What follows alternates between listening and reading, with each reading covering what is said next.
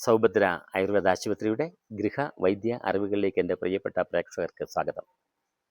പച്ചക്കറികളെക്കുറിച്ച് നമ്മൾ കഴിഞ്ഞ ദിവസങ്ങളിലൂടെ കടന്നുപോയിക്കൊണ്ടിരിക്കുകയാണ്.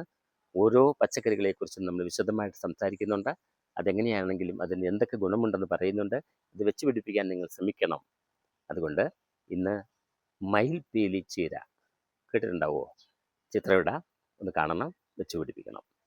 ഈ മയിൽപീലി ചീരയ്ക്ക് ഒരു പ്രത്യേകത, കാഴ്ചശക്തിയെ വർദ്ധിപ്പിക്കും, രക്തക്കുറവിനെ പരിഹരിക്കും, ദഹനത്തെ നടത്തും, പ്രതിരോധശേഷിയെ വർദ്ധിപ്പിക്കും, കണ്ണിൻ്റെ ആരോഗ്യത്തിന് വളരെ നല്ലതാണ്, അനീമിയ അഥവാ വിളർച്ചയെ തടയും, vitamin A, vitamin C, calcium ധാരാളമായി അടങ്ങിയിരിക്കുന്നു, എല്ലിൻ്റെ ബലത്തെ വർദ്ധിപ്പിക്കുന്നു.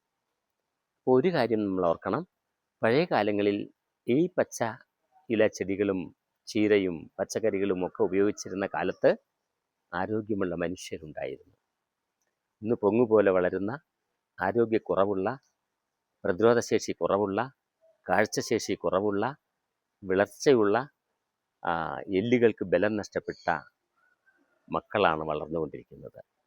അതിൻ്റെ ഏറ്റവും പ്രധാന കാരണം പ്രകൃതിയിൽ നിന്ന് നാം അകലുകയും പച്ചക്കറികളിൽ നിന്ന് നാം വിട്ടുനിൽക്കുകയും ചെയ്തപ്പോഴുണ്ടായ പരിണിത ഫലങ്ങളാണ്.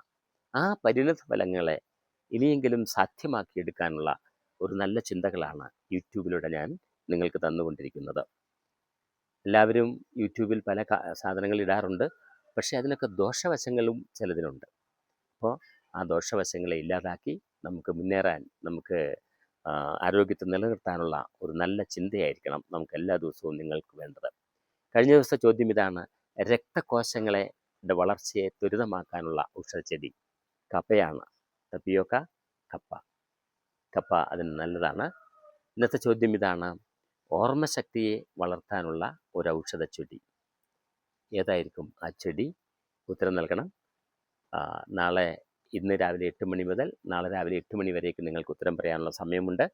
ആരോഗ്യത്തിൻ്റെ വീട്ടറിവുകളുടെ ഒരു പുസ്തകം വാങ്ങി സൂക്ഷിക്കാൻ നിങ്ങൾ മറക്കരുത്. ഞാനിതൊരു കച്ചവടമാക്കി നടത്തുകയല്ല.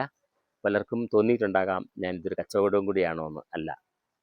20% അതിൽ നിന്ന് കിട്ടുന്ന വരുമാനം നിരാലംബരായിട്ടുള്ള, വീടുകളിൽ നിന്ന് പുറന്തള്ളപ്പെട്ട ക്യാൻസർ രോഗികൾക്കുള്ളതാണ്. അതുകൊണ്ട് ആ കാരുണ്യത്തിൽ നിങ്ങളും പങ്കുചേരണം. നന്ദി, നമസ്കാരം.